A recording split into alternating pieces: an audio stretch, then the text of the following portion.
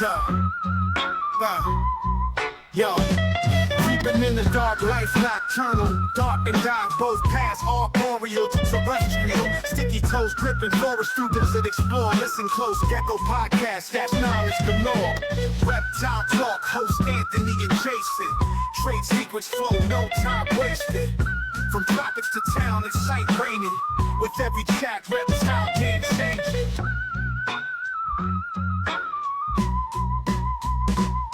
Escaping heat waves, tan under rays, desert sand echoes, sun blazing days. Little hustlers, camouflage a maze, catch them speaking wisdom, the wild on replay. All right, we back with another one today. Today is this is for our BMC members today. So our Buy Me a Coffee. So if you're not part of a Buy Me a Coffee, if you want to donate, subscribe, go ahead. We put out a monthly episode for you guys, just for you guys. You guys get first dibs on it. After a few weeks, it goes out to the public. Just something we try to do for you guys as part of a thank you to everything that you guys do for us. All right. So today we're going to be talking a little bit about some leopard geckos. We have Mr. Jeffrey. Is it Knapp? Yep, you got it right. Perfect. All right. Jeffrey, why don't you go ahead and kind of tell us how did you what sparked this passion for leopard geckos? Well, I've had reptiles throughout my life. When I was I think I was 6 or 7 years old, I got my first chameleon. And then after that, it was another chameleon after that one. And then later on down the road, me and my son were in a pet store, and we were just looking around at animals and stuff like that. And he noticed a leopard gecko in there, and he's like, "Dad, those are really cool." He said, "Those look like little dinosaurs." He said, "I want one of those." So I looked at that, and I did some research, got online, looked at some breeders in the state of Ohio to see where I could get myself a leopard gecko, and then ran into a gentleman up at, his name is Joe Yingling up at Lake Erie Geckos, and contacted him about it and was talking to him, and then ended up getting one for my son's for Christmas time. And then after that, me and Joe just kind of stayed in contact from that point on. And the more and more we talked about it, the more I really wanted to get into leopard geckos. And one thing led to another. And I went from one to about 10 breeders from that point on. And then the babies came shortly after. Nice. So what kind of chameleons did you end up getting as your first pets? Oh, Lord. They were just your normal basic chameleon. I couldn't even tell you what type of name they were right offhand. They were just not the really colorful I'm guessing it's ones probably that you like see it's probably like a veiled chameleon or something, right? Yeah, and that's probably what it was. It wasn't one of the real exotic, colorful looking ones. It was just one of the normal ones they had at the pet shop. So what kind of morphs did they have when you started getting into these leopard geckos? What'd you get yourself into? What genes were you working with? Well, what I got into was I really liked a lot of the bolds and the bold stripe leopard geckos that they have out there. I started with one that it wasn't really, it's a line of a morph. It's out of the bold morph, which is the Halloween mask. And that's the one that I got my son right off the bat. And I kind of like the head pattern on those, the Halloween masks. They're really different than most of the other head patterns you see on other leopard gecko morphs. So the ones I have now, I work with a lot of bold and bold stripes and tangerines. And I also work with clown as well, too. Sorry, I had to I got my stuff on mute because got a whole lot of stuff going on over here. No, you're fine. So, all right. So when you got into this, right now, did you go in grabbing breeders right away, or did you start growing your own stuff up before, and then like seeing how to raise them properly, then start breeding, or was it like vice versa? Basically, what I did, I started doing a lot of research on how to keep leopard geckos, what their husbandry was going to be, what type of setups they were going to be. Especially getting into breeding, I didn't know if I wanted to go the route of rack systems or try to do individual set up like terrarium setups for each one of them. But then when I found out how much that was going to be and how much easier the rack systems would be, I went that route. And then I talked to Joe about, what should I, as far as getting stock to start out with breedings and certain genetics I wanted to get into. He said the best thing to do would be, just do your research, contact some breeders and kind of look at their stuff and kind of get the background of how the breeders take care of the animals and if they match your genetics. And he always told me to, when you start out with leopard geckos, to start breeding leopard geckos, he said, always err on the side of high quality. He said, because if you buy $100 gecko, you're going to get $100 gecko.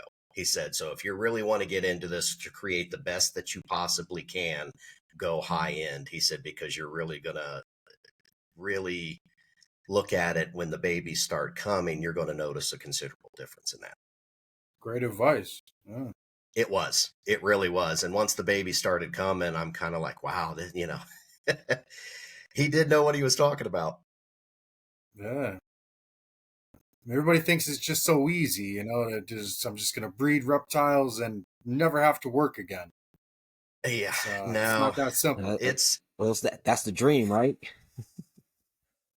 If it was only that easy, because I exactly. have a full-time job, along with, 2 kids that are in, one's into sports and another one's in other activities. So I got to separate the animals from the family life. And, it's something that I want to stay kind of on the smaller end. I've, looked at it and I want to stay around anywhere between breeders and babies at any given time up around 100, because I don't want to get to the point where I'm breeding so much, and I don't want to be one of those breeders that just breed to breed. I want to be able to create high quality stuff and really have the time to take care of the animals. So I personally breed. I breed a lot of new cow stuff, and with that being said, I haphazardly I'm around a lot of new cow breeders. How and there's a lot that could be said about that. How is the leopard gecko community? How do breeders treat each other? How do you guys act when new people want to come in? I mean, how is the whole? What does the leopard gecko community look like as a whole? We're very embracing, at least, what I have noticed getting into it. This was 2024 was really my first full year into the leopard gecko breeding, and I was welcomed with open arms. And there's several Awesome. breeders that I have become pretty good friends with. And if I had any questions whatsoever in certain things that I was doing, or if I just had something to bounce off of them I was thinking about, they welcomed that with open arms. They were willing to give as much help as they possibly could. That's awesome. I wish I could say the same for the new cow community. Well, I'm we sure all there's, got something, I'm sure right? there's, yeah, I'm sure there's some out there that I just haven't run into yet, because I think Yeah. every hobby has their issues. Nobody's perfect, but what I've witnessed so far in my experience, it's just been open arms. Good thing. Yeah. So I mean, these So things been around besides, for a while. yeah. So besides Joe, who are some of your other mentors in this in the leopard gecko community? A lot of people that I've reached out to, there's Joe Garcia at Wildcard Geckos. He's one that I've reached out and talked to a bit. And then there's Thomas at Tucson's Finest Leos that I've, That's my purchased buddy a right few there. of his. Yep, I purchased a couple of his geckos from him to add into my projects, especially the clowns. And he has been very willing to help out with any questions that I've had. Those two I really have spoken with on a regular basis. And there's some other ones out there. There's just so many names to mention that they're willing to get in there and help anybody when they need either a question answered or something just to bounce off of. Go ahead. So back to that decision that you were faced with, the racks and the terrariums. You went the rack system talk us through how you keep Yes. them and what your daily routine looks like, and with keeping these guys, cleaning these guys, feeding these guys. Sure, absolutely. Yeah, I did go with the rack systems for. I went with sea serpent racks. I decided to go with those. And for my hatchlings, I keep them into 6-quart containers. And what that includes is all of them have ventilation holes that I have put in them so they can get the proper, the proper humidity that they need. And for the hatchlings, when they do start hatching out, what I'll do is set up basically a water dish, calcium dish, and then I'll have a humid hide in there for them, because when a leopard gecko baby hatches out, they will shed within the first 3 to 5 days after hatching out of the egg. So I spray down the enclosure and put them on paper towel, and I keep that wet on a day-to-day basis. And then when I finally see the gecko, has gone to the bathroom in there, then I would offer them food, and it's usually mini mealworms, small mealworms, and I usually offer at about 5 to get them to start eating. And then as far as the adults are concerned, I clean basically every day. I am down in my room every single day, cleaning bins, changing water. I use the plastic cups. I think it was 0.75 ounces, I think it is. And then I usually Oh, the change little deli those cups.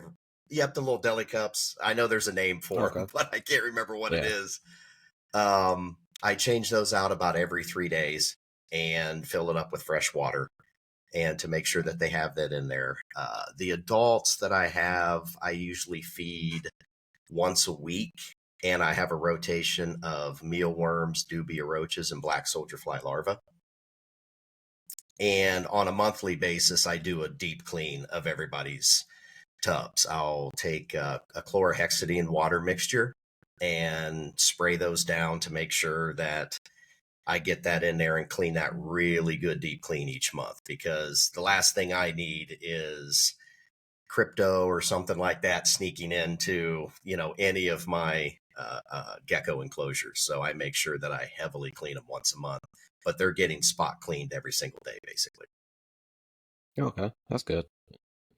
So for as far as your breeders, right?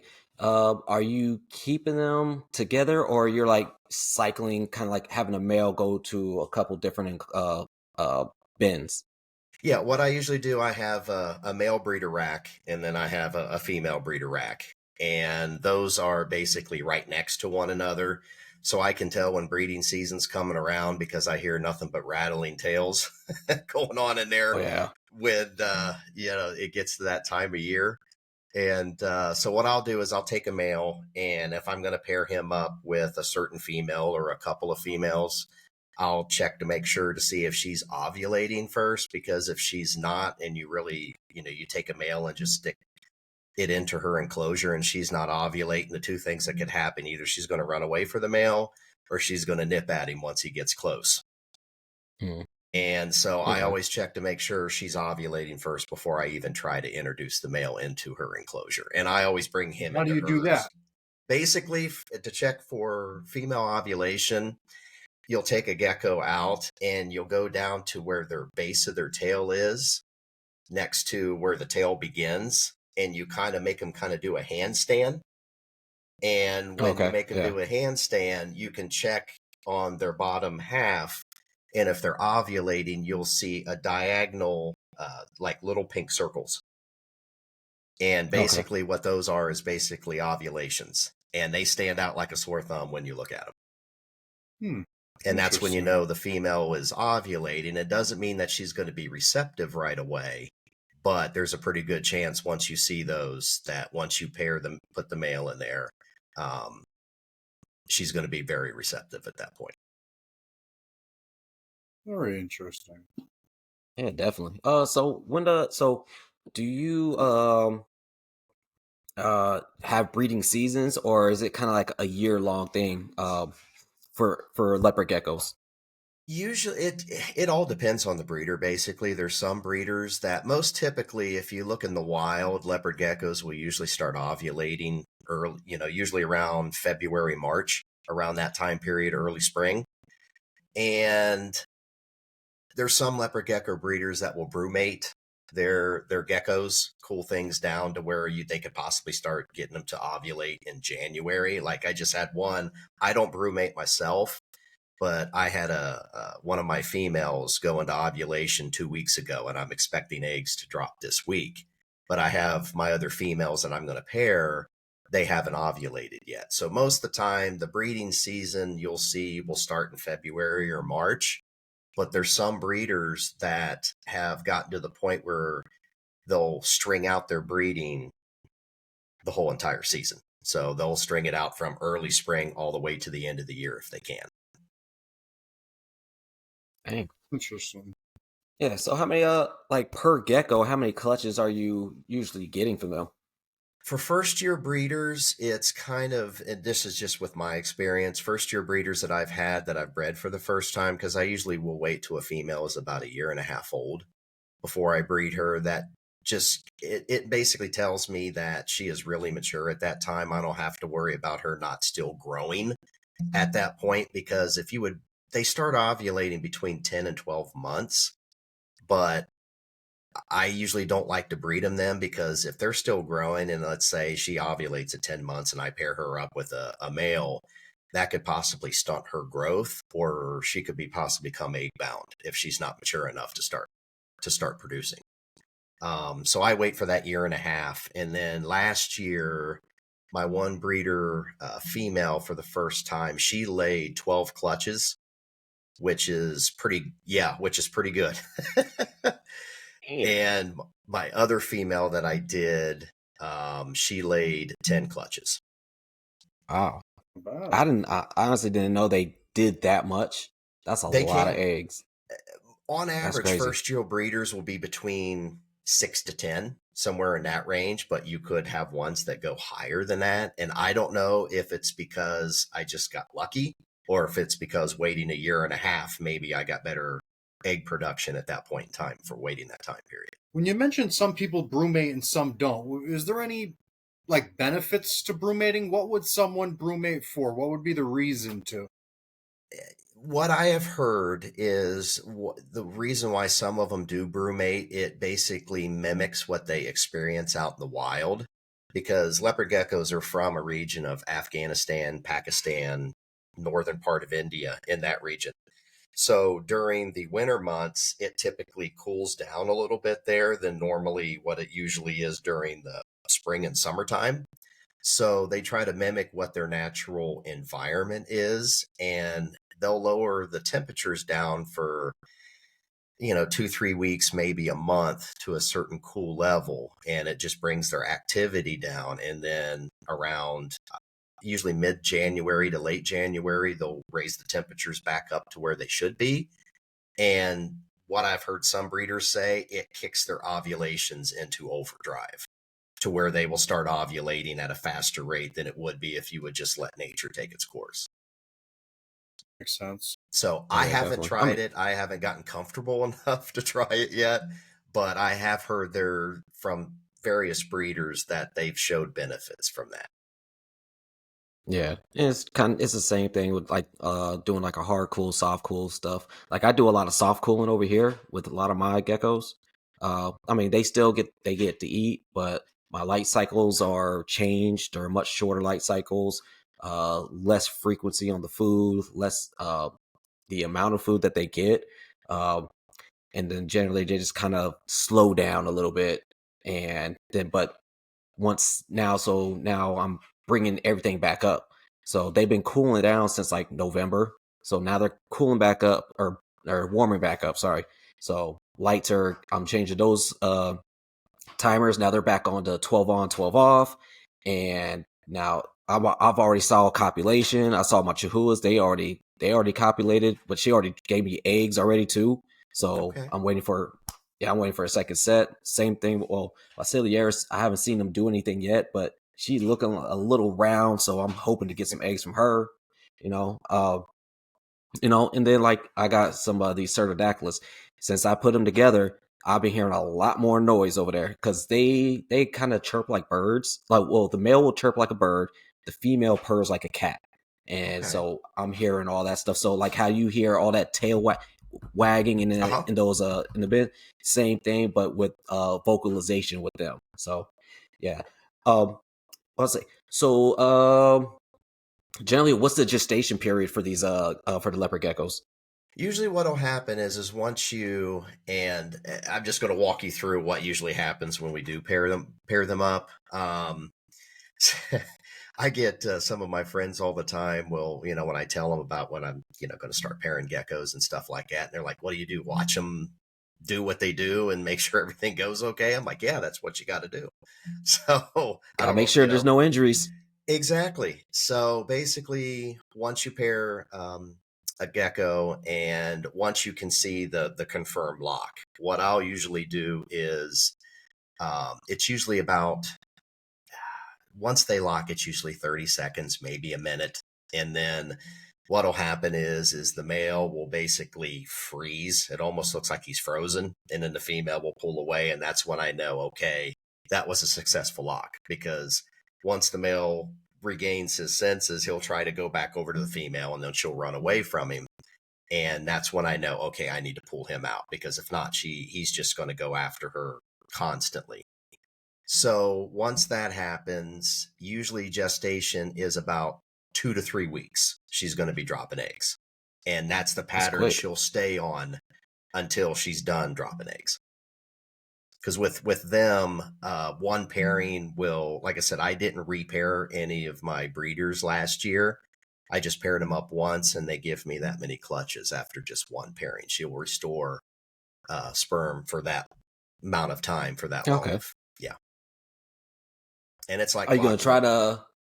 I was gonna say, are you gonna maybe try to experiment and see if they keep any of that sperm retention for this year? Like, What how what I'm have you gonna thought yeah about doing that? yeah what I'm gonna do is, actually, with this one I just did, I actually uh paired him the first time, got a confirmed lock, and then I waited a couple days and repaired them again, and they locked twice.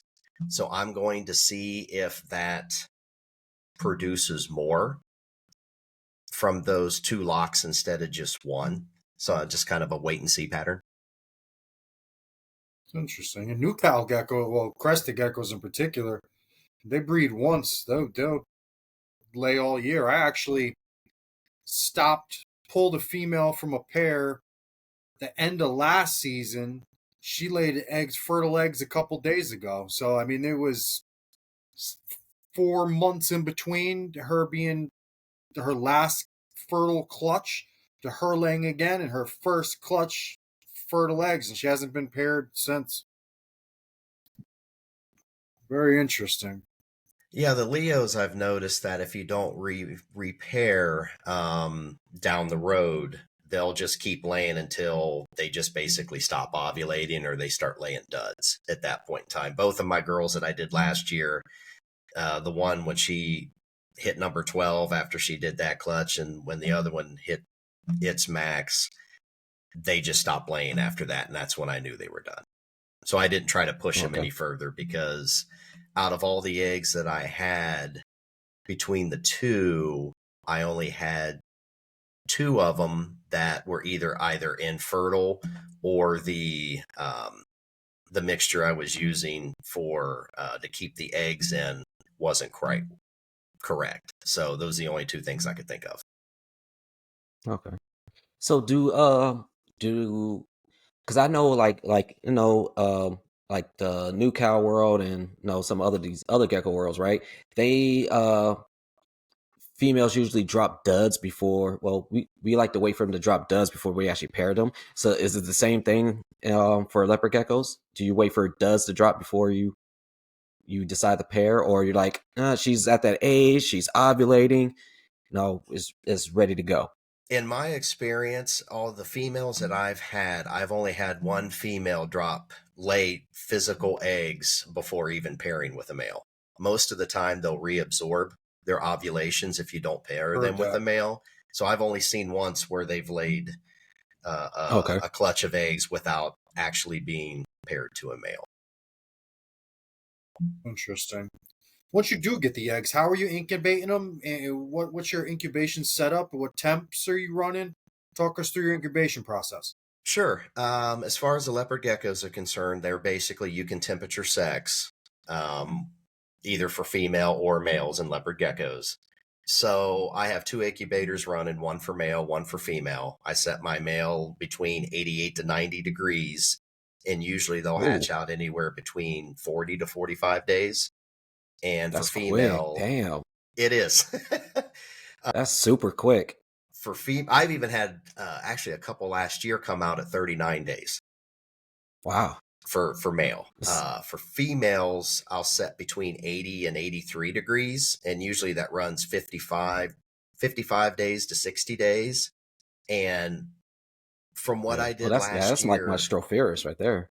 yeah, Yeah. uh, from what I did last year, they were spot on too. I didn't have any female run past that, that window of time that they usually start hatching. And the medium I'll use is a mix of perlite and vermiculite, and basically fill it up about halfway, put a couple air holes in the container, and basically once I put it in there, I leave it in there until they hatch. Okay. Nice. Because it So, creates enough airflow with the holes in there, so I don't have to keep opening it up and then closing it and then exactly. putting it back in Yeah. there. So for your incubators, are you got like some DIY ones, or did you kind of invest in some real like some sea serpents or some Mike Wilbanks? That would have been nice, but I have two hoverbators, Okay, yeah, yeah. and the I got hoverbator, kind of like that. yeah, Yeah, I the got ones like hoverbators that, I but yeah, the go ahead. hoverbators I have is the digital readout that has the fan that circulates the air inside, and Okay. I had a lot of success with them last year, so I'm going to stick with them until if something I've heard starts nothing happening. but great things about them. Like really, I've heard nothing but great things about them. Especially for like from the OGs that's been in this game for a long time. They're like, yeah, I still run those. They just switch them out like every 5-6 years though. That's all. Yeah, yeah, No, and because I mean, the temperatures are dead on too. I'll put like a thermostat probe in there, and just a or temperature probe in there just to see what the temperatures are running compared to what the readout is on top of the actual hoverbator, and it's yeah. within like 0.4 degrees of being dead on from what the actual readout is on the top of the hoverbator. Okay, nice, nice. What brand are you using? What brand are they? They're the 20, oh gosh, without actually running into my room and looking at it. I think the 25, I want to say 2560 or 2570. I can't remember right offhand. Okay. Yeah. They're So about 80, between 85 and $90 on Amazon. Yeah, I got a okay. couple of them myself. I don't use them, but I bought them when I was messing my bearded dragons. Accidentally bred and laid eggs, and I wound up grabbing a bunch and wound up going another route. But I have some myself. Yeah, they worked pretty well last year. I was happy with them. So kind of get into your like what's your like supplement routine? It does it change from a hatchling to an adult? And then also maybe like what's your like I said, you said you feed a lot of mealworms and stuff. What kind of gut loads do you do for those? For my mealworms, I use as far as gut load, there's Rapashi, I think it's called Rapashi Super Gut Load. And basically, Okay. what you'll do is you'll boil some water, put one part of the Rapashi mixture, and then, excuse me, 2 to 3 parts of water. And then basically, you'll mix that together and you'll let it harden into like a gel type mixture. And then I'll put that usually in with the mealworms. And then I'll usually will offer carrots or potato slicings or squash, that type of thing for hydration for them. And then I will also use, there is a chicken feed that I will also put in there as well with bee pollen Okay. for Nice. extra minerals and that type of thing. And I'm constantly gut loading, even the ones I'm not specifically using for feeding at that point in time. I'm still gut and loading them and then putting them back into the refrigerator to when I do need to get to them. They'll eat all that gut load, and then when you put them back into the refrigerator to get them to kind of they're not in hibernation, but they just kind of slow down. Just slow down. Yeah. They will retain that gut load that they just ate, over the course of a couple of days. So I'm constantly doing that. Plus, even before our 24 hours before feeding, I'll also gut load. And as far as supplements are concerned, I used to do a mixture of Vionate and Osteoform SA, but right now Osteoform SA is almost impossible to find right now because of the Oh, shortage. really? Why is that? There is a Oh, okay. shortage for some odd reason, and I've been told by some other breeders this happens before early spring until they Oh, make okay. enough of it to release it again. So there's a lot of breeders that'll buy a bunch of it at one time. Buy in bulk. Exactly. So I didn't do that because I didn't know that's what happened. So I didn't get the chance to do that. So to basically supplement the osteoform, I will do a mixture of 2 parts Repashy Calcium Plus and 2 parts Vionate and 1 part Repashy Vitamin A. And I will basically mix that together, and that's what I dust my feeders with. And then in a little container, like a bottle cap for hatchlings and even up through adults, I will use Repashy's Super Cal with vitamin D3 in it to leave in their Okay. enclosure in their tub at all times in case they need to lick it up when they want to. Do you So find how them are these using it? eggs? What's that? Go ahead. Do you find that they use the licks? Yes, The you the will actually. There's sometimes when I'm in there either cleaning or if I'm in there just feeding, I'll just kind of glance over and you'll see them actually go over to that little bottle cap and lick it up when they need it. And there's a lot of people out there that ask me, and I get asked this at expos all the time: is there such thing as vitamin D overdose for the leopard geckos? And I'm like, I haven't noticed it, and I said that just reading about it, they're only going to intake what their body is telling them to intake, and they're not going to go above and beyond that. I said, so to basically overdose on vitamin D3, they would probably have to eat a whole container, which they're not going to do in the first place.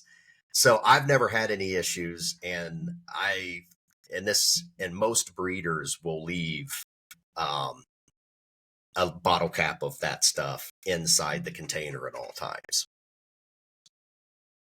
Interesting. So I was gonna ask, so the eggs, how are they? Are they leathery? Are they soft? Or are they hard shelled? I would say they're leathery. They're kind of spongy to the Mm-hmm. touch. Because basically when they lay the eggs and I'm gathering up to incubate them, I always candle them to see if I can see the embryo in there or just, some form of it. Sometimes it's too early to tell when they first lay it, and you got to, maybe wait a couple of days, 5 days, up to a week for it to appear. But if it feels spongy to the touch and it doesn't look dented or flat or anything like that, most of the time I can tell just from my experience, it's usually a good egg at that point if there's a little sponge Okay. to it. But it does have a leathery feeling for the outer coat of the egg. Go ahead.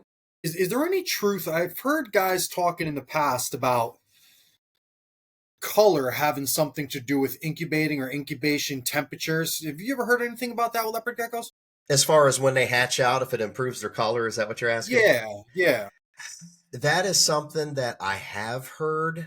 And this was something back from because when I first got into it, I read a couple of Ron Tremper's books about leopard geckos, and there was a part in there where he would do would take the eggs, incubate them at a certain temperature for a certain amount of time, and then after 3 weeks, he would take those eggs and incubate them at a higher temp. And he said that he was looking to produce geckos with brighter colors or bolder colors when it came to that. Now, I know he did a few that he said that he thought it made a difference. But as far as really testing that out or if it really does work, I couldn't tell you either way if it does or it doesn't. So it's not something that's like commonly practiced then. Exactly, exactly. He just thought on some occasions the gecko looked like it was a different color than if it was incubated at another different temperature that he was noticing. But whether that was true or not, I'm not too sure. It would be cool if it was. Yeah, I've always wondered. I never worked with this species myself, and there's just little things that I've heard over the years, being they've been around so long. I mean, when Yeah. I was a kid, back in the late 80s, early 90s, this is what it was. You had the option of leopard geckos, Burmese pythons. Regular ball pythons were around, and the option tokay geckos. The options were Mhm. limited, but I people have been working with them for so long. I guess I never really questioned it. I was always like, oh, that's cool. I guess they could determine the color of them by what temps they incubate them. Yeah, the only thing I can think of, if it was tried and true, then all of us breeders as leopard Yeah, geckos would be yeah. doing it. You know But about it. exactly, exactly. Yeah. So let's go. I want to kind of get into because it looks like you're a vendor. So Yes. how long have you been vending at shows? It's a nice Uh, display. yeah, the first show I vended at this year was in September, and I usually vend about 3 different expos each month. There's usually one a month, and it's in different areas in and around the Columbus area. I haven't branched outside of Columbus yet because in Ohio there are really good expos in Columbus, Cleveland, and even Cincinnati has a really good expo. And it was nice to get out there and actually talk to people. And the one thing that really blew my mind just vending these expos was the either the misconception or the husbandry when it come to husbandry for leopard geckos, and how people would be shocked when I would discuss, because I always give care sheets out to my potential customers, or even if someone doesn't buy one from me, I give them a care sheet to explain everything about the husbandry, Awesome. the care that you're going to need. And they were like, they would read stuff on the internet and they're like, well, I don't know. I read 4 different things and it ended up being 10 different ways and this and that. And I always say, well, the internet's a good thing for resources, but whatever you read, and I'm sure it's with other species of reptiles too, you always have to take it with a grain of salt. And I Absolutely. said, if you really want to know about the animal, go straight to a breeder, because they're probably going to give you the most accurate information possibly they can. And um, people are really thankful, and even the ones that buy from me, I will, I tell them, any questions you have, I give them my business card, feel free to contact me at any point in time, because no question's a dumb question to me. And I've walked several of them through tank setup, certain care that you have to give, what products to go out and give. I'll give a sheet for that on recommendations. So they really come out like, wow, I didn't know all that much about leopard geckos until now, and I'm a snake guy, but now you want me to buy a leopard gecko. That's cool. It That's is. what the hobby needs. You're growing the hobby. Yeah. It's I've sold awesome. more. Sparking Yeah, interest. yeah, I've sold more leopard geckos this year to snake people than it just blows my mind, that because usually when I was told snake people are snake people and they like to stay snake people, but yeah, Yeah, they like to stay in their ways, especially when it's. I mean, honestly, I've heard it plenty of times from steak people. They're like, "Man, we're just lazy. Like, I don't want to feed multiple times a week. Hell, just give me feed like once every 2 weeks. That's a lot." I'm like, well, Yeah. you know, Truth be told, snakes are what I got into as a kid. Was my first pets. I had a retic. I got a retic. My first retic from the White Plains Reptile Show. I was probably 10, 11 years old. No parents with me, no nothing. Went in there with money. Me and my buddy saved up. Me and my buddy split the snake. It was $160. This is damn. I can't even 90 something. Came home with a retic. I to make a long story short, I had green anacondas. I've had berms. I actually don't even know if I've actually ever had a ball python. But point is, I got out of snakes because it was boring for me. They didn't do anything. They didn't entertain me as much as I wanted to. And as crazy as it sounds, when I'm a kid, I was a young boy, Mhm. I wanted to see these reptiles kill shit. Yeah. Like, I hate to be frank, but that's the truth. Yeah. So the only time I'd get excitement out of my snakes is when they'd clap and wrap something. They'd hit something, wrap them up, and like, oh, that's it for a week. Damn. So then I got into monitor lizards and been sold on lizards ever since. Had alligators and just about everything in between that you can imagine, man. Yeah, it's the same Lizards are All the much stuff more you're not fun in supposed to my have. right, exactly. Yeah, sure, naturally, but Well, that's the they're same just thing much more entertaining. yeah, Much when more I was growing entertaining. up, when I was growing up too with snakes, I always thought snakes looked cool with all the different patterns and bright colors that they have and that For type of sure. thing. But I always said, well, it just sits there. It doesn't do That's all they anything. do. Yeah, I That's want all they do. something that goes to one side and looks at this or climbs on this or with leopard geckos with mine, from the time they hatch out of the egg until even the ones that, I take to expos to sell and that type of thing, I handle them every single day to get used to that human interaction. So I always tell customers that these guys will, because they always tell me, why are you so calm? And I'm like, well, I don't know if it's because I handle them every single day or not. I said, it could be. I said, but I'm not sure. I said, but Probably. once you take them home, give them a week or two to settle in. And then after that, you should be you should be able to handle them. And I just sold one this past weekend and she took it home and she went to feed it today, she said. And once she went in to put the food bowl down, gecko jumped right on her hand and wanted to come right out to her. So I said, it's something that, you'll see a lot in pet stores where the geckos are really skittish and they run from you and this and that. I said, but I don't want that for a customer. I want somebody that can physically hold this thing when they want to. So do you because we just had on like Seth of Huff's Hmm. Herps a couple weeks ago, and he was talking about like how he kind of pretty much almost desensitizes them. Yeah, So is that like kind of like your same idea with your leopard geckos, that you kind of like desensitize them so they're used to being handled so much? absolutely. Absolutely. Okay. Yeah. I handle, like I said, I handle them as much as possible. And they really, it's almost like they want that interaction once, they're even when they're little babies and they're still a little skittish when, they're a few days old or even a week old. But once they start getting older, it almost seems like they're wanting that interaction with you at that point in time. So I give them as much interaction as I possibly can.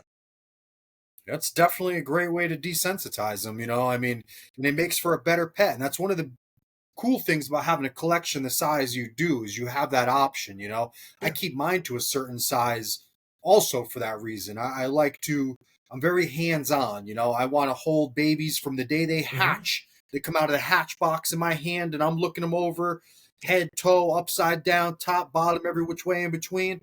And now I have a proxy to compare these things to throughout their lives. And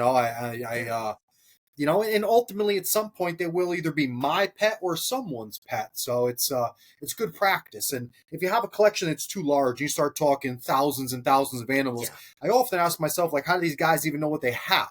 It's Yeah, I don't know how they do it. To, interesting. to be honest, with even the size that I have, with everything else that I have to do outside, because my job's pretty demanding to begin with, anyways. And I just wouldn't feel right if I had so many animals I had to take care of. I would feel like I'm doing a disservice to them if I can't do what I need to do for them. I said, because they didn't ask to come into this world. I brought them into this world. Facts. So Facts. I got to give them the best care ever. And if I didn't have a full-time job and it was just family time and gecko time, then I probably would have a lot more than what I do. Absolutely. Yeah, Yeah. yeah. But the You only definitely ones gotta I'm know not what your holding limits every day are. are my breeders. Yeah. So, what is like your kind of policy on what age are you like, all right, you guys are ready to go ahead, put you guys into the show or selling on Morph Market? Generally, how long are you waiting before, or you think they're established where they can move on to their forever home? I won't put a gecko on Morph Market or bring one to the show until they're at least 25 grams. And that's Okay. usually at about the 2 or 3 month mark. Okay. of the leopard gecko. So at that point in time, at 25 grams, they're pretty well established at that point. They're eating really good. They're pooping really good. There's no issues with them going off food at all. So if they do go find a new home, and I always tell this to the new owners, don't get bent out of shape if you get the gecko home and he doesn't eat for a week or two. I said, that's normal. I said, when I got my first gecko, well, my son's, it didn't eat for a month and a half. And then once that, for the adjustment, because it went from a tub enclosure to a 40-gallon enclosure. And it just took, and each gecko's different. So it just took him that long to adjust, but that's why they have that healthy, fat, chunky tail. So if they have to go off food for a little bit, they've got that reserve to be able to do that. But there's some geckos I've sold at that 25-gram mark or even 30 grams. The owner took it home, and when they went to feed it the first time, it ate right away. So I just feel I feel safer for someone to take it home at that weight to where I'm not going to have to worry about if that gecko is going to make it or not. Nice. Good ethics. I see them yeah, at definitely. Petco, and they're like probably 2 to 4 grams. Yeah. And you know what? I have seen even at the expos, I'm one who, if I notice anything that could be going on with someone not caring for their animals or something like that, I have a hard time keeping my mouth shut when I see something like that, because I just think it's a disservice to the animal.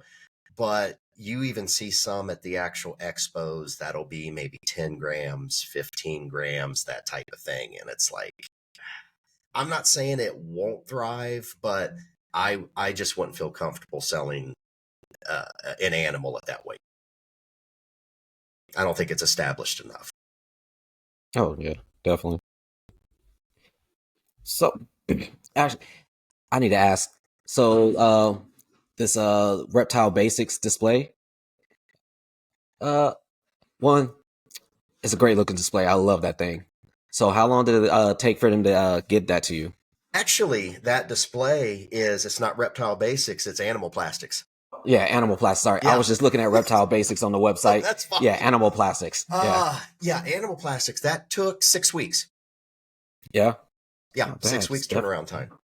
And Yeah. it's great. It basically, it has, it comes in three tiers, and you can either do, it's always a 3-tier showcase, and you either will do 3 compartments per row, 4 compartments per row, or you can do 5 compartments per row. And it's basically, it takes you like 10 minutes to put it together, and it's basically 3 screws on each side.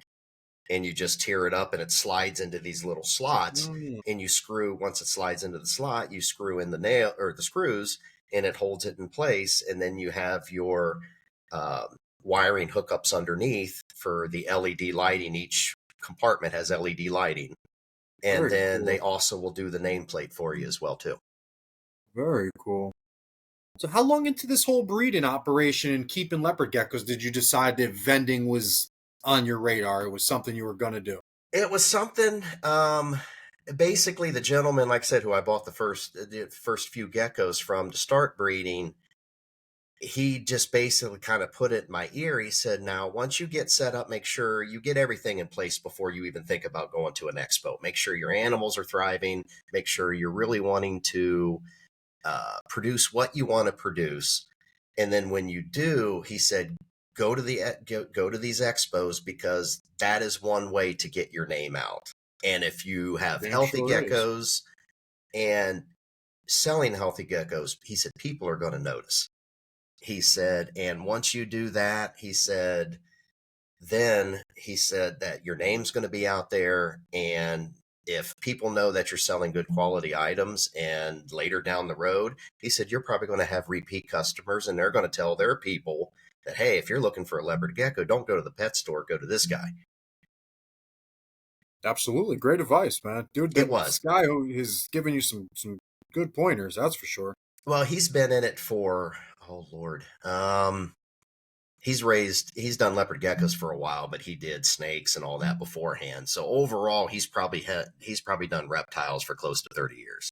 So what do we got here? Is this your room? You have a designated room? Yeah, it's in my it's basically downstairs in my basement. The house that we bought, me and my wife, there was it was just basically a bedroom downstairs. So I'm like, you know what? It's going to be a perfect size for a reptile room, and it holds perfect temperatures. It's perfect humidity in there, no drafts, and it works out well. Right. So you're using heat tape on those thermostats? You got a heat tape, or you're running like in how do you have your heat set up in those? The Sea Serpent racks, they're heat tape. It's 3 inch Not flex. panels, it's tape. Yeah, it's heat tape. It's the Flex Watt heat tape, 3 inch. And one good thing about the Sea Serpents, and I know Animal Plastics has a pretty good rack as well too, but one difference between the Animal Plastics and Sea Serpents is the Sea Serpent ones come already assembled with the heat tape already in it, and the only thing you have to do is basically hook a thermostat up to it and plug it in, and it's ready to go. Yeah, I see you using those Varium electronic ones. Yes. Yeah, I've got the Varium. I'm a Herbstat guy. Sorry. Well, I actually have 2 other racks I still have to set up that I went with the Herbstat to try that out and see how I like those as well. Yeah. Yeah, I like which ones are you using? Is those the VE100s, 200s? Those are the VE 300 times 2. Oh, okay. All right. So you can hook up two probes to one of to them. do. Yeah. Yes, exactly. Yeah.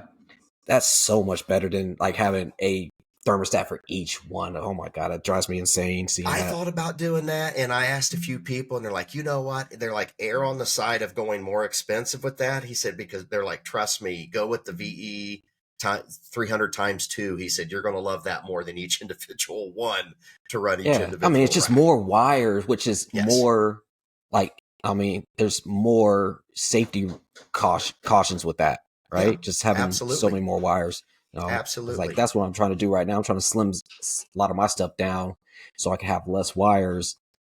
So moving to like more montane species where it's less heat and just all I'm putting maybe some LEDs or UVB bulbs, and I use Arcadias, so going to be just linking them. So it's like literally going to be one plug to the wall. Everything gets chain linked.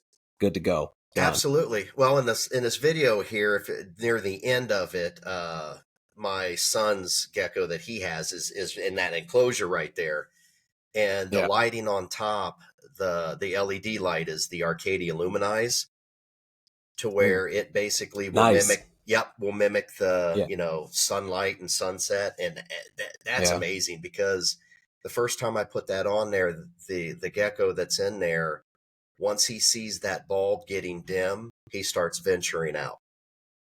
Yeah, see, and that's like you said, that's kind of mimicking what they would have out there in the wild. So, because like you said, they're crepuscular, so they like to come right when it's dusk and right when it's dawn. So that's perfect for them. Well, and I even tell my customers, I said they're a little bit on the pricey side. I said, but they're very good products. And I said, if you're willing to spend the extra money, I said, I would go ahead and do it. And that's my hatchling setup right there. For your breed of females, are you using a lay box? How are you setting up a lay box, or what are you doing for the females that are getting ready to lay? Yeah, I don't know if you know Bubba's Emporium. I don't know. Bubba's a cool guy. Yeah, Bubba. His brother makes 3D humid hides, and they're awesome. And I purchased quite a few of them, and that's the lay boxes / humid hide that my females and even my adult males will use.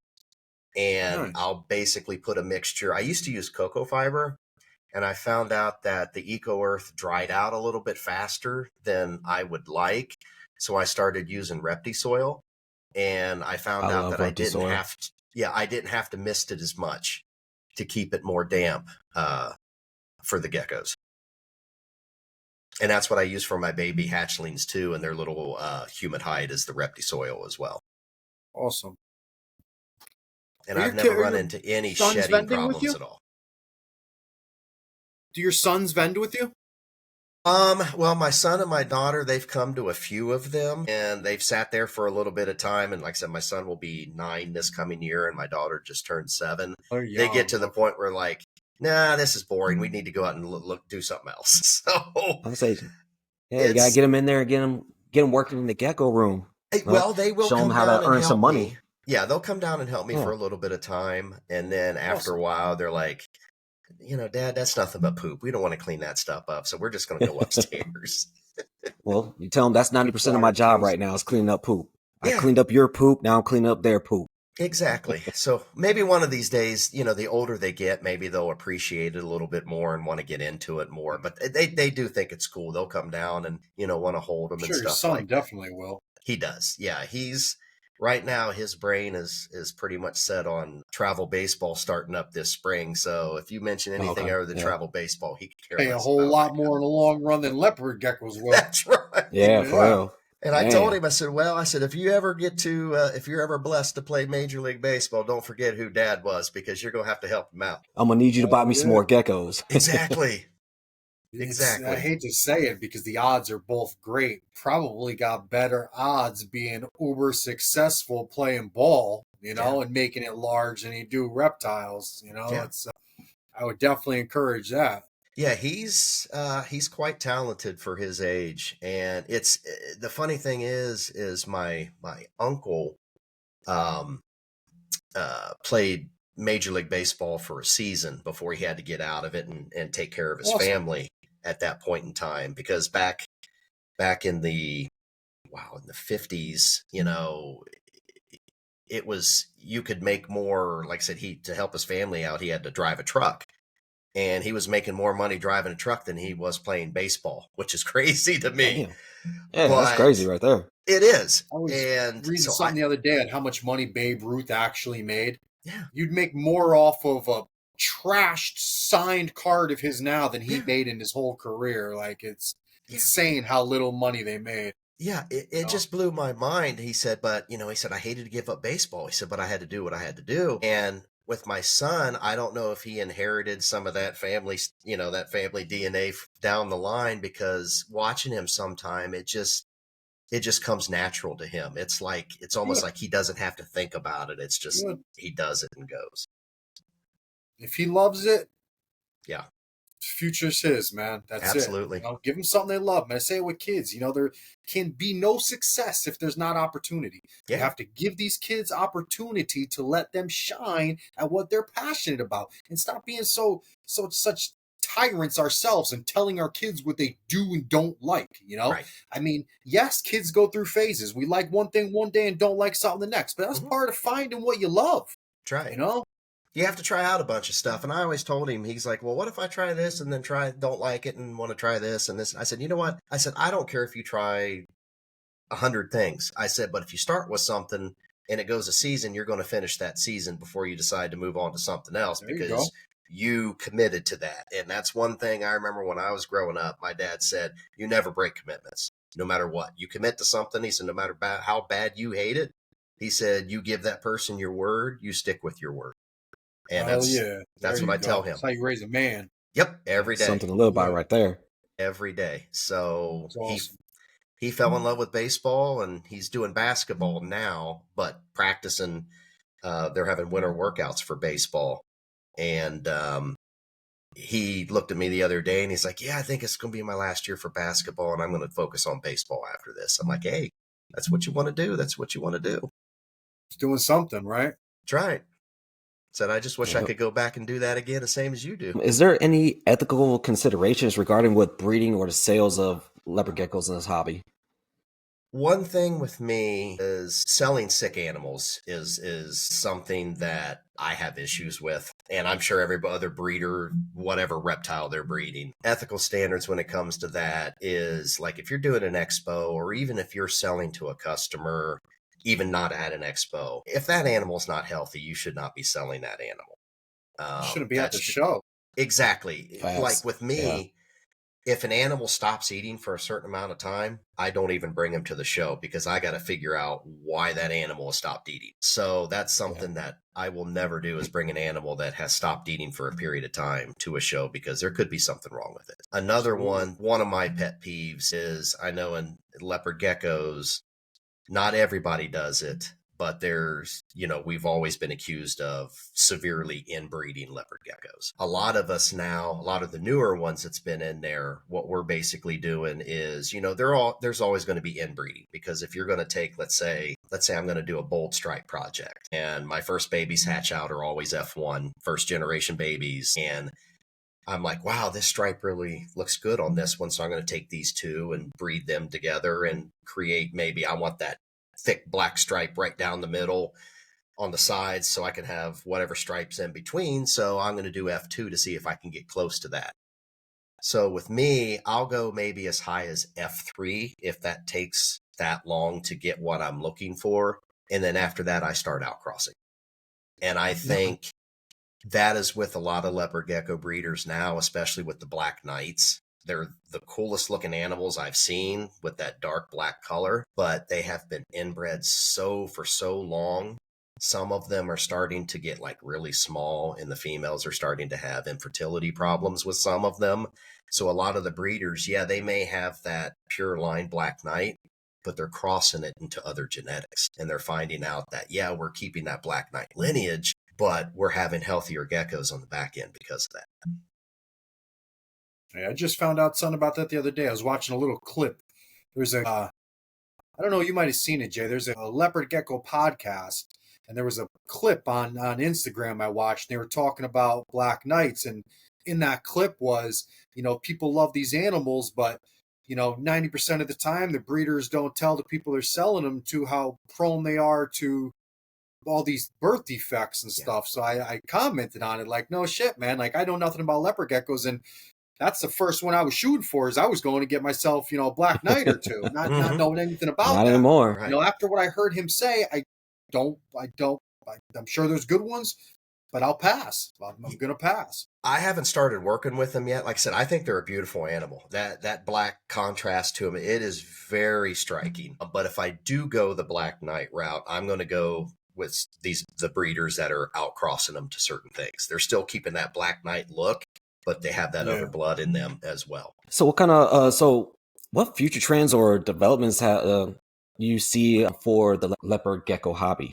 One of the things is more education of people about leopard geckos, because I know leopard geckos, they've been a popular animal for years and years and years. And I know each reptile has its highs and lows with they're popular this year, but then they're not popular next year. A lot of education and really educating the people to get them excited about leopard geckos again, to say, I was thinking about getting a crusty or something else, but man, what you just told me has me really excited about all these different morphs and colors and patterns and all of this type of stuff, just getting them really energized with leopard geckos again. And a lot of the podcasts that are popping up now that are just exclusively for leopard geckos, especially Geckoverse that Joe Garcia heads up. And he will have just various breeders of the leopard gecko community on there, like first-year breeders and even your well-experienced breeders. Just come on there and talk about the hobby and just get people energized about leopard geckos again. Yeah. I mean, they've definitely withstood the hands of time. Like I said, I mean, they've been around since, as long as I can remember. I started keeping reptiles in probably like 86. I mean, and there was leopard geckos in the hobby. Yeah, that's when they started popping up around late 80s, early 90s. That's when they really started popping up around the United States. So that's cool. Like the people, there's obviously a market for them. It's about time people start taking it to, I don't even want to say about time they start taking it to the next level, because the morphs and stuff that have popped out in the time that I've paid attention, not paid attention to paid attention again. It's like 10 times what it used to be, so I've even talked. The information is just starting to catch up with what everyone's doing, which is a huge plus. Well, I even talked to, at the expos, some older breeders that used to breed them back in the 90s. And they're like, I got out of it back then because you're only working with a handful of morphs and lines and this and that. And he said, you look at it now, I think there's 32, or there could even be more than 32 morphs now. And it's just, it's the combination is just, it's whatever you are excited about. And that's what I work with some of the projects that I have that I'm excited about. Just do what you're passionate about and go with that. I don't want to be one that wants to do, like, I got to have a Max Snow or, Black Knight or, that type of thing. Whatever excites you, you stick with and see if maybe you can't pop out that new morph down the road. Who knows? You just never know what's going to pop out of these eggs sure. once you start crossing genetics and that type of stuff. Sure. Yeah, definitely. So, so where do you see yourself like in the next few years? Do you see yourself like trying to expand your horizons on the show circuit, or even to different kind of geckos, or like maybe start getting into like the hard wikis or those East Indian geckos or anything like that? What I've envisioned is I wanted to, within the first 5 years, really, with what I am going to project-wise work with the leopard geckos, I want to get that up and established and see what I'm coming up with and see where those lines go. And it's going to take at least 5 or 6 years probably to do that, to really get it going and what you want to do. But then I want to venture outside of leopard geckos. The one I really would like to get into that I'm starting to read up now about is the chameleon gecko. And Which one? There's the I'm going to butcher this name. Urodactylodes? Yes, that's it. Okay. I know there's because four there's two different. kinds of. Yeah. Well, so you got the Australian ones, and then you have the New Caledonian ones. So that's why the I one, asked. the New Caledonia one. Yeah, the Urodactylodes, the four subspecies that they have for the New Caledonia ones. Super cool. I've started researching them because I saw them at an expo, just attending an expo down in Cincinnati. I thought they were the coolest looking things. And I was talking to the guy and he goes, they're around. He said, but you really don't see a lot of them. You see more of the crusties and the other New Caledonia ones. He said, you just really don't see these come to market much. Don't. People have them, but it's like I don't see them that much at shows myself either. Even with breeders that I know have them, Yeah. I don't even see them on their tables and stuff. It's kind of like a little niche thing, but they're damn cool animals. They are. Man. I mean, it's so unique. Yeah. And he just basically, he had, I don't know if it was a male or female, but he basically had it on his finger. And with all the noise, all the confusion that was going around, that thing sat on his finger. It did not move. And I said, that's amazing. I said, but that thing, I said, it's really cool though. I said, that is one of the coolest things I've seen. They don't require much. They're so small that you can take care of way more than one for probably the overhead that one other gecko would cost, and require. They're very cool, cool animal. And what I like is what he was telling me. He goes, with leopard geckos, he said, you probably got to keep them at a certain temperature, right? I said, yeah, they like the, between 88, 90 degrees, somewhere around there for a hot spot. He said, yeah, he said, with these guys, he said, I keep mine at about 75, 76 degrees and make sure the humidity is about 60 to 80%. He said, that's pretty much it. I don't have a thermostat in this room. I don't have a heat bulb in this room. I have 200 geckos. Not a thermostat, not a heat bulb, nothing. I mean, my UVB, but nothing. I control my house, and they just like what I like,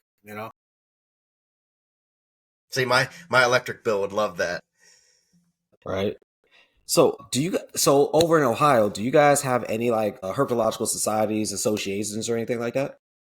Other than, the local zoo, the Columbus Zoo, if they are really supportive of, they'll even stop at the reptile shows. And sometimes you'll see them, they'll even set up a booth at some of the reptile shows to really, really back the vendors that are selling snakes and all types of different reptiles. And they even will come in, if you ask them, they'll even come in and do a class for you.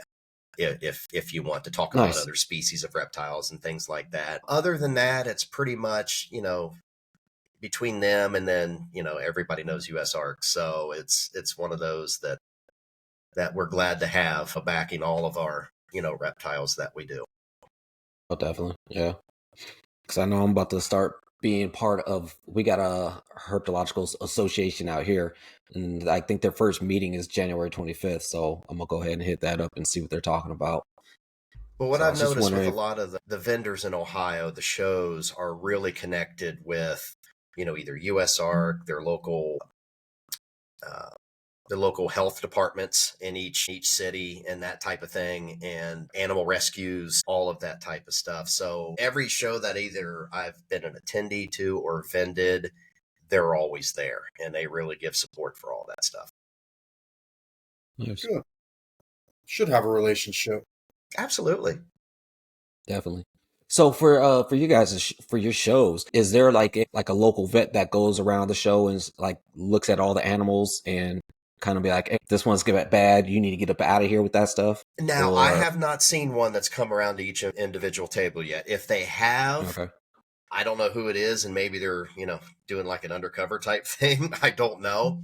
But I know one of the main shows in Ohio that's twice a year, the new owners that took over were talking about that specifically, having a vet to come in and just take a look and oversee everything that's in there. But the first thing that I did was when I was going to get into leopard geckos, I wanted to find the closest exotic vet that I could find in case any of my animals started having issues. And there's just one basically right down the road from me. Awesome. Nice. See, yeah. Oh yeah, we got a few out here. I'm waiting for some insurance. I need insurance on all my animals, but that's just way too much money right now. I'm talking with my buddy. He wants to try to get like a company or not make a company, but have a company try to do that for us. Where we can just say, all right, cool. This is what species you have. All right, we're gonna insure all those. Like, all right, cool. Instead of paying like $5-10 per gecko. I was like, dude, if you have 200 geckos, that's a lot of goddamn money. Yes, it is. So yeah, and then you gotta take those geckos to the vet. They might hit you off with like $300-$500 bill or something like that. So yeah, it's not cheap. It is not. And like I said, the gentleman that I mentioned at the beginning of the podcast, who I started talking to get into this, he actually became really good friends with a vet up in that area, and he has that vet personally come into his collection once a year to inspect his animals. And he's got anywhere between, last time I talked to him, I think he's around 500 or 600 animals. Wow. And he's come down from 1,000. So he's starting to, he goes, I'm getting up there in years, so I got to start, thinning out my collection to where I can handle it a little bit more than what I do. But yeah, he said he comes in and expects all the animals, make sure they're healthy. Oh, that's the way to go. Collection that big, damn. Yeah. It's like having a herd of cattle. Got to have the vet come to you. Yeah. Oh yeah. Absolutely. So what's some good reliable resources for leopard geckos? Is there any good literature for them? A lot of the literature that we always tell people that if they want to read up on leopard geckos, Reptifiles has a good resource for just not leopard geckos, just with all types of animals to read up on. And we always refer them to, Ron Tremper's books to take a look at, to say, if you're really wanting to get into leopard gecko, either keeping them, breeding them, genetics, that's one good thing to look at. But we also send a lot of people to John Scarborough at Gecko Boa. He's got a website that has information. There's so much information on there. It's incredible the way he has everything broken down between care sheets and about every single morph in the leopard gecko hobby and what genetics work with what genetics. And it's a really good resource to send someone that really wants to get into the hobby. John has been in this game for a very long time. Yeah. So I know, well, I don't know John personally, but I've heard his name around, and I'm not even in the leopard gecko world, and I know his name. Yeah, he's the end all be all right now. And if you really want to learn something from someone, he would be one to pick his brain on anything leopard gecko wise. Yeah. Cool. Interesting. All right. So we're coming up close to the end. So we got a couple closeout questions. Sure. Ant, go ahead and hit them with yours. All right. So I ask the same questions just about all of my guests. If you were vending at a show and a kid your son's age came up to you and said, man, all I do is dream about reptiles, man. This is what I want to do for a living, man. I want to grow up. I want to be you. I want to breed reptiles and vend shows for a living. What advice would you give that young child? I would tell him right off the bat, if it's something that you're very passionate about, to start out slow. That's the first thing you would want to do, is to take it slow, learn everything that you possibly can learn before you even start purchasing animals. Even if you know the animals that you want to purchase down the road, learn as much as you can about these animals inside and out before you make those purchases. And I'm old school. I still handwrite in journals with stuff that I've learned to refer back to, and those types of things.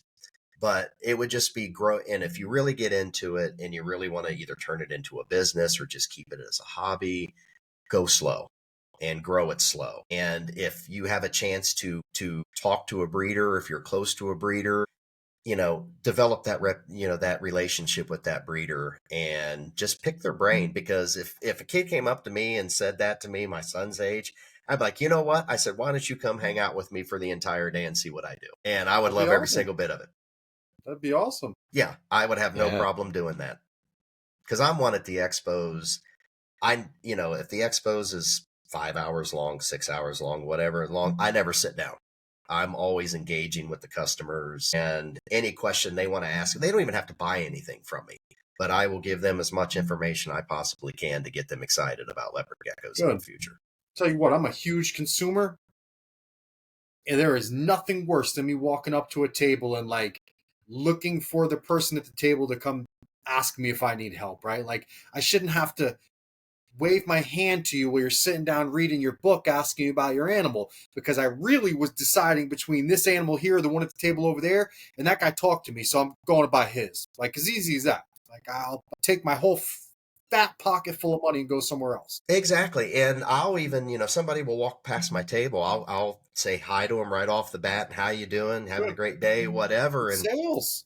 Yeah. And sales. Vending is sales. This past weekend, I had a couple, boyfriend, girlfriend, was talking to me, and they're into crusties, and they didn't know if they were going to purchase some more or they wanted to get another reptile. And they were just asking me a bunch of questions, how different leopard geckos are from what they have. So I basically explained everything to them. And after all the information that I give them, they came back 3 hours later and bought 2 geckos from me.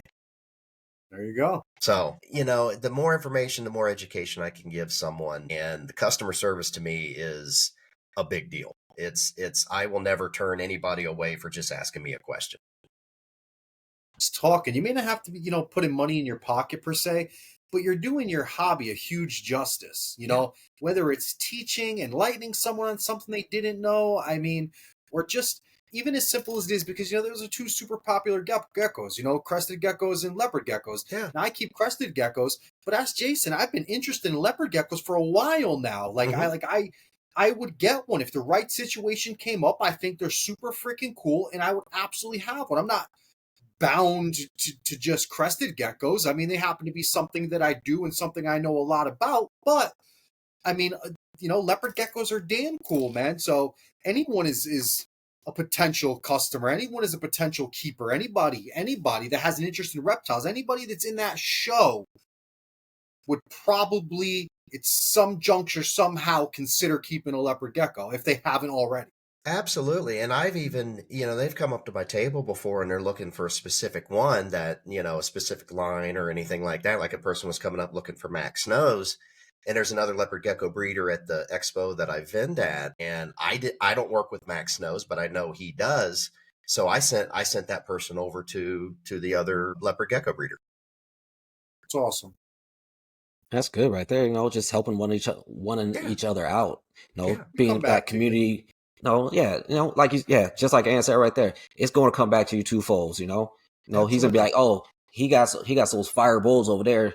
I don't work with them, but Jeffrey over at GTL got them. Mm-hmm. So go ahead, talk to him about them.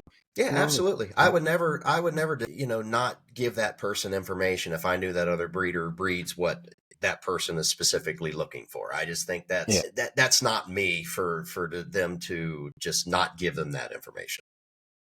Yeah.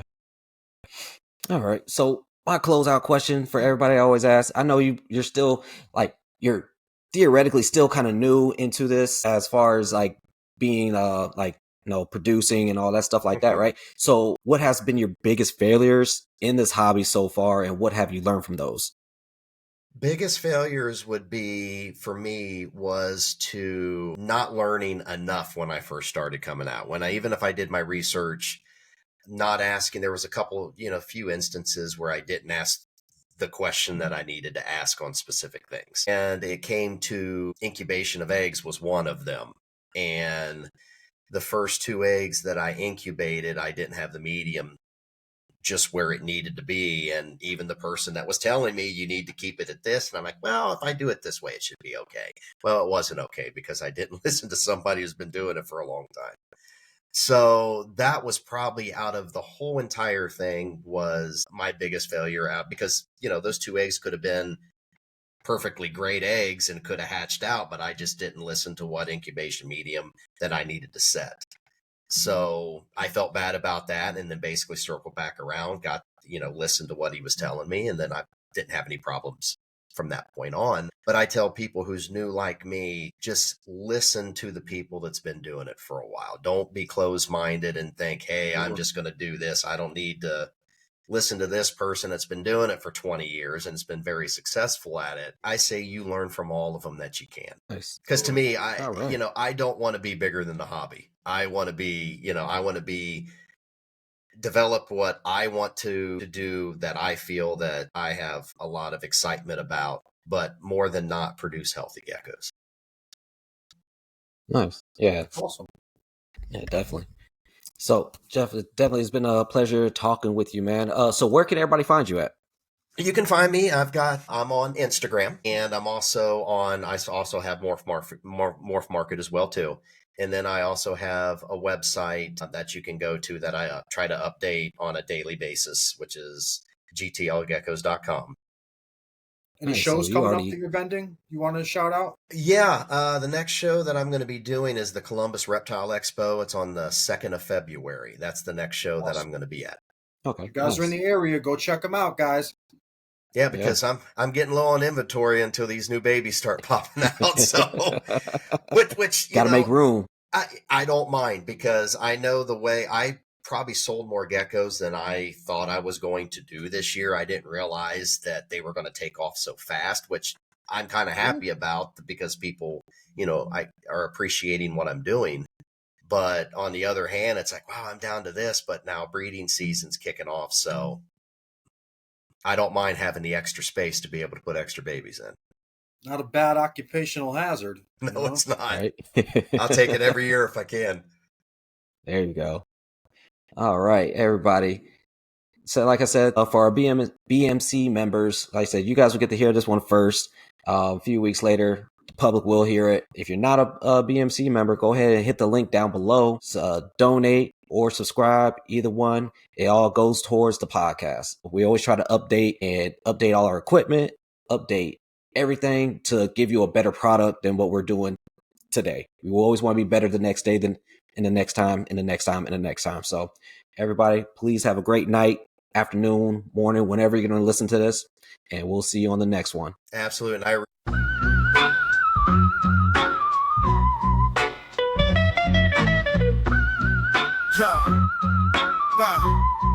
Yo, creeping in the dark, life nocturnal, dark and dark, both paths arboreal to terrestrial. Sticky toes gripping forest students that explore. Listen close, Gecko podcast, that's knowledge galore.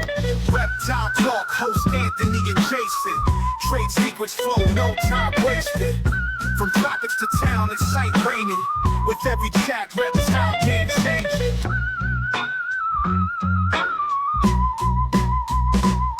Escaping heat waves, tan under rays, desert sand echoes, sun blazing days. Little hustlers, camouflage a maze, catch them speaking wisdom, the wild on replay. Reptile talk, host Anthony and Jason. Trade secrets flow, no time wasted. From tropics to town, it's sight raining. With every chat, reptile game changing.